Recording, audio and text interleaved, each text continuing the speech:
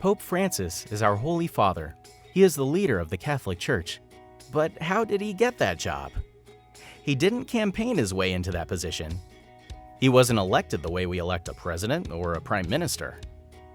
He didn't participate in a talent competition to win the job. He wasn't even picked by the previous pope.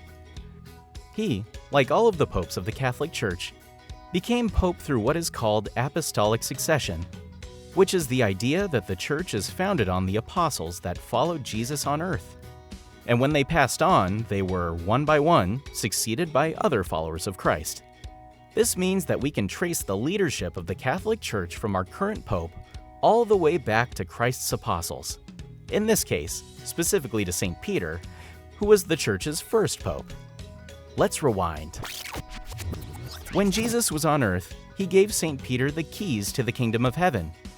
These weren't literal keys that he held, but were the representation of authority over Christ's kingdom on earth. Christ gave St. Peter the authority to lead his people on earth on his behalf, to be the first pope of the Catholic Church. The mission of leading the church, entrusted by the Lord to Peter, was meant to be continued after his death. When St. Peter died, the apostles, under the guidance of the Holy Spirit, carefully chose his successor.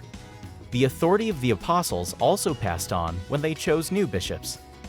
Bishops take on the authority and responsibilities of the apostles, including the task of following the guidance of the Holy Spirit in choosing a new pope. Today, this process takes place in Rome.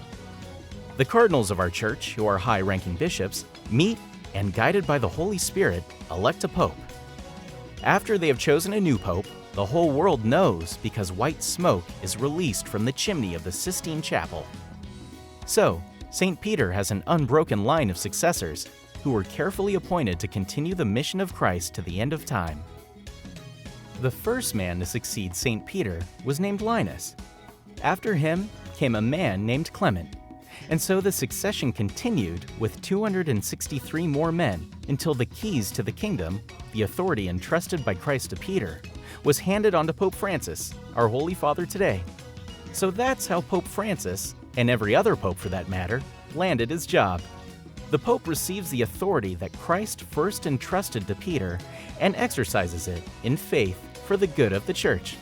All of the popes are the ambassadors for Christ, the servants of Christ, the stewards of the mysteries of God.